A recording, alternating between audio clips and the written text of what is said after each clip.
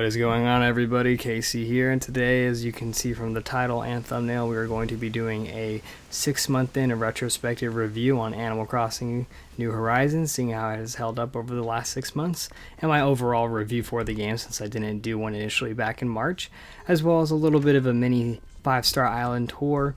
Again, this isn't going to be a formal big 5-star island tour like other YouTube videos have suggested with their titles, because I'm doing pre-recorded audio, not live audio over the gameplay, and I'm not going to be formally introducing or explaining too much to my island.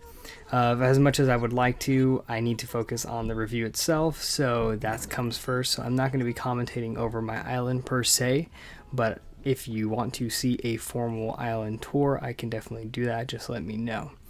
Alright, so let's get right into the mix. Looking back, 6 months ago seems like a lifetime ago. It was March 19th, and I was stressing out so bad about getting my physical copy of Animal Crossing. I wasn't sure how I was going to get it, as my pre-order was through GameStop, but GameStops were closing and such, and recently GameStop said they were an essential business, they were going to stay open, but then my local GameStop was closing down. They had moved the date earlier for Animal Crossing up so it wouldn't coincide with Doom. So everything was just a mess with how I was thinking about getting this game. I decided to go out on a lunge and try to pick up the game from GameStop early, and to much of my surprise, and trusting my gut, I was right in that they were releasing out the copies, physical copies, at about 5-6 p.m. that day.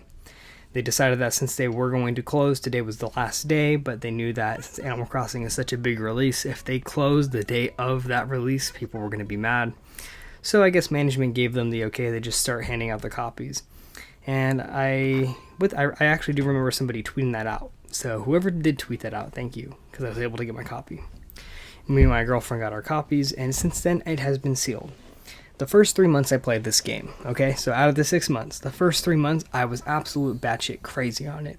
Every day, I spent at least like 5 hours playing this game straight. Whether I was designing my island, designing my house, earning bells, fishing, catching bugs, trying to compile the best like roster of villagers, everything. Cataloging stuff, I fell in love with this game. Once you unlock the terraforming 2 weeks in, it takes over. And if you're into doing custom pathing, if you're a big Minecraft player, then you're going to have a lot of ideas you want to do with this game, because it's kind of on a grid basis in terms of how you terraform. So, yeah, great. And it's giving you so much freedom in comparison to other Animal Crossing games, which I think adds to a lot of its longevity. The community is what's going to keep this game going for over like half a decade, I can see.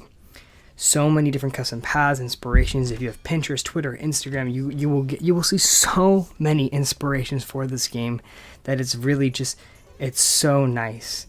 And I really can't say more than that. The community is amazing, and just being able to customize your island, like I can't even touch on everything, but just the little content updates they give to further add to your experience. When they added bushes and hedges, I completely redid my island.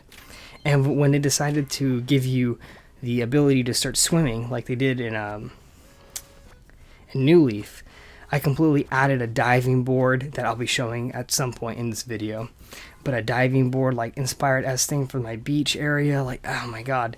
It was just, what they will do with these content updates is going to be great, and it's going to keep you playing over and over, and it definitely has. Whether it's for spring, fall, summer, like, gosh, Nintendo is kicking butt so far. Now, I will say that any video game can't hold your attention for the rest of your life. I've definitely had times where there will be weeks, 2 weeks, where I'll only play like 10 minutes a day, because I really just do my dailies, and that's about it. I don't have anything else to do. My creative flows are not there to really want to touch everything. That's not to say that I don't have anything to do, I just don't feel like doing it, and that's the freedom Animal Crossing gives you. You can log in for a day, do your dailies, and log out. Your brain, your mind flow, what's going on in the real world might overtake what you're able to output into Animal Crossing, and that's perfectly fine. But then I'll have those weeks where I may not be busy. I saw something on Pinterest, I have an inspiration, it clicks, and then boom, before I know it, I've been playing the game for another like 6 hours, and it's great. I love that about the game. You can turn it off and you can turn it on, and there's nothing wrong there. However, I will touch on some of the cons with the game because they are there. First of all, inventory space over time quickly fills up. If you're like me and you buy every article of clothing and try to keep every piece of furniture that you do like in your inventory as a duplicate or so, it's going to fill up very quickly. The average person probably won't fill that up, and that'll be good for them. For me personally though, I filled mine up about 3 months in, and yeah, it's actually been a pain. There's been days where, because my inventory's filled up, I really won't do a big project that I was thinking about doing because I don't want to have to deal with selling all my stuff, doing like a little mini garage sale. I really hope that Nintendo gives an update where you can expand your storage or buy an extra storage unit. Like, we need more storage, especially if they're giving more content updates and adding more items. The clothing definitely runs out. I want to say by the 4-month mark, you'll probably have everything or have seen everything that the game has to offer in terms of clothing. And I know Nintendo can't obviously produce so many different articles of clothing like on end that you will never get tired of seeing them or never not see the same stuff, but I do hope that they will give regular like clothing updates enough to where it refreshes the catalog every so often at least. Again, the standout cons that we've had from 6 months ago still stand out here, and hopefully they will fix them in future quality of life updates. Again, the amount of time it takes to go through the airport and go to your friend's island, all of the dialogue choices and talking to Wilbur and stuff in Oroville takes forever. They need to cut that down a lot quicker. Tool durability, why there's not a durability meter yet, I don't know. They need to add that. That is desperately needed for anybody. Really wish there was more buildings, more stores. Feel like there was more of like a developing city that you could put on your island.